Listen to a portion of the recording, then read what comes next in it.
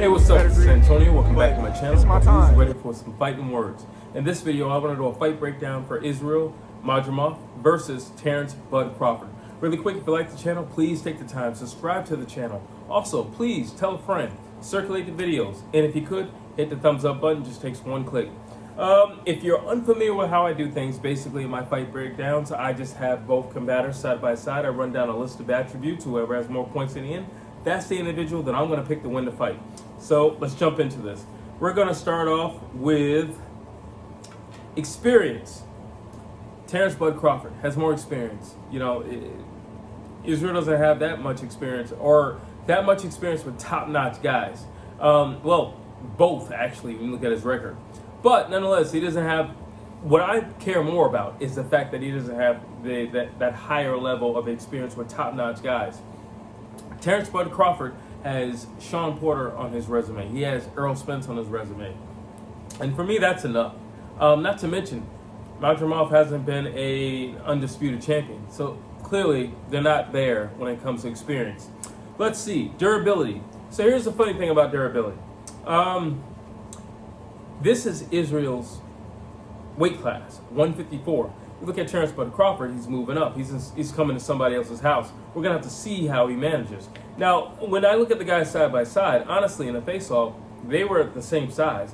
And I would even say Terence was a tad bit thicker than Israil. So, not much is different. However, it's what you take and what you bring to the table. So, although Israil might look, maybe even with Bud, he's been fighting at this weight class. So, he knows how to take the punches of bigger, stronger guys versus Terence Crawford. Now, the secret to Terence Bud Crawford is this. He's been lifting weights for years. He's no stranger to lifting weights, and he's properly prepared himself for the move up. It's not as if he just said, yesterday, I'm just going to move up. A lot of people actually do that. They'll just move up. And you need to prepare. I think it was Roy Jones that showed us you just can't throw on all that muscle and, just kick your feet around. No, you need to properly put on the muscle. You need to stretch it out, over a duration of time. And I think Terence Crawford has done a wonderful job in doing that. So it's not, I don't think it's going to be a huge, first of all, 47 to 54 is not the biggest jump in the world. But you're talking about guys who are still very fast and hit a lot harder because they walk around a lot bigger. So it's going to be interesting, but I'm still going to say, durability, I'm just going to give it to Israil just simply because it is his weight class. And although I said all those things about Terence Crawford, him taking on Jeff Horn and manhandling Jeff Horn and manhandling Sean Porter, he didn't do it at a bigger weight class. Yes, he went up to fight, that's great, but now you're dealing with much bigger guys. And this is his weight class, so I'm just going to give him durability just to be safe. Boxing IQ, Terence Bud Crawford. Israil can definitely fight. I am not taking anything away from him. But he's kind of a one-trick pony. He's not the most creative guy in the world. I'll say it like that. He's not the most creative guy. He's kind of a simple defense, a little slow. He's not the most creative guy. He's effective. Great time management in the ring.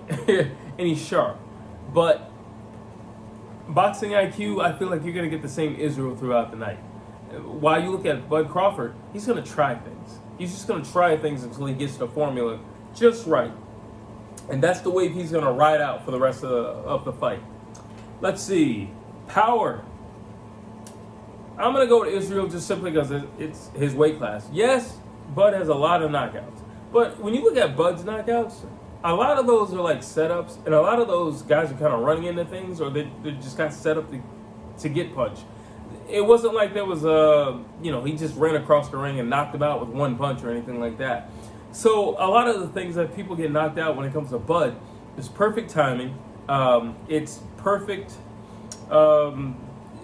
It's a perfect setup, and a lot of guys just don't see what's going on until it's too late, and then you're caught up in the blender. So yeah, I'm gonna give it to Israil right now, just simply because he's bigger. Because yeah, Bud's got knockouts, but it's not like he's just brute forcing people. No, he's just outsmarting people. That's what he's doing. By the way, that's called boxing. Let's see. Speed, who's faster? I'm going to give this one to Bud. I'm going to give it to Bud because he's coming from a smaller weight class. And I think even if he isn't the fastest guy in the world, Bud has impeccable timing. So definitely going to give it to Bud. Israil's he's not, well, he is kind of slow. Honestly, Israil is kind of slow. You know, he's just the guy who's going to be, Israil's a hard worker. That's what in my eyes, Israil is Bernard Hopkins. And what I mean by that is Bernard Hopkins isn't extremely fast. He didn't hit hard or extremely hard. He was just a hard worker.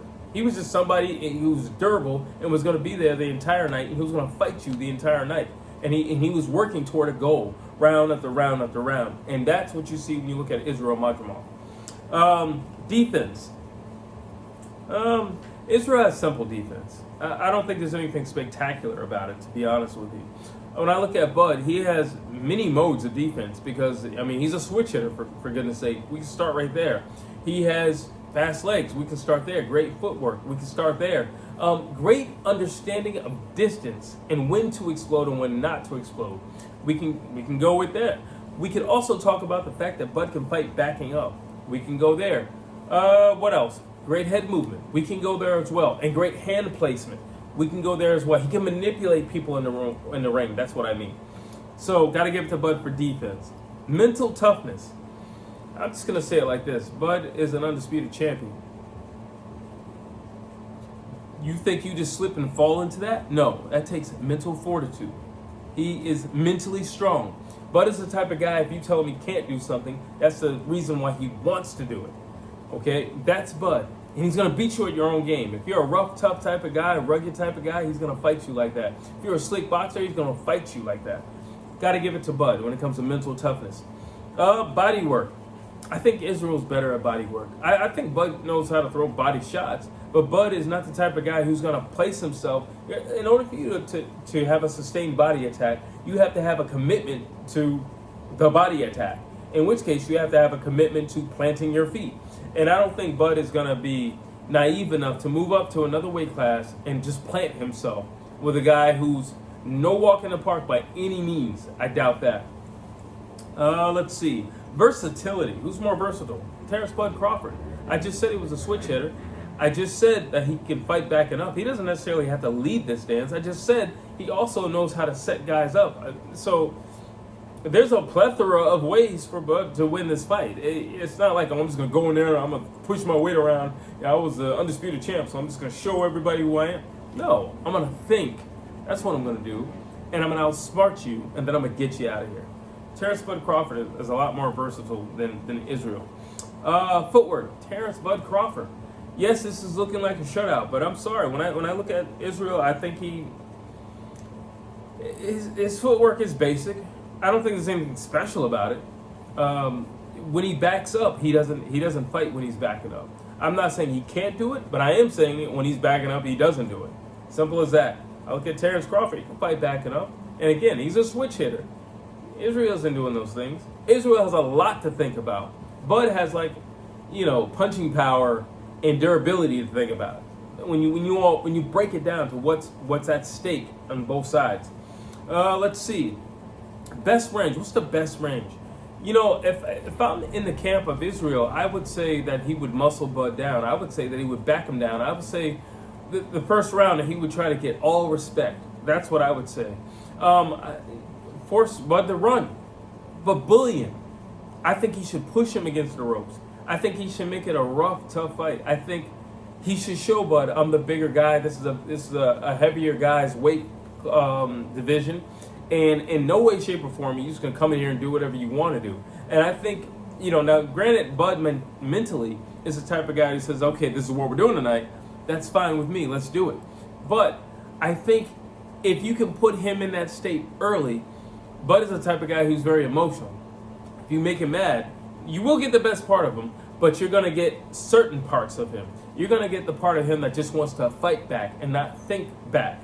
And there's a difference. And I think if Israil could do that, and I definitely think it's within his power. I don't think he's going to get clipped in the first round.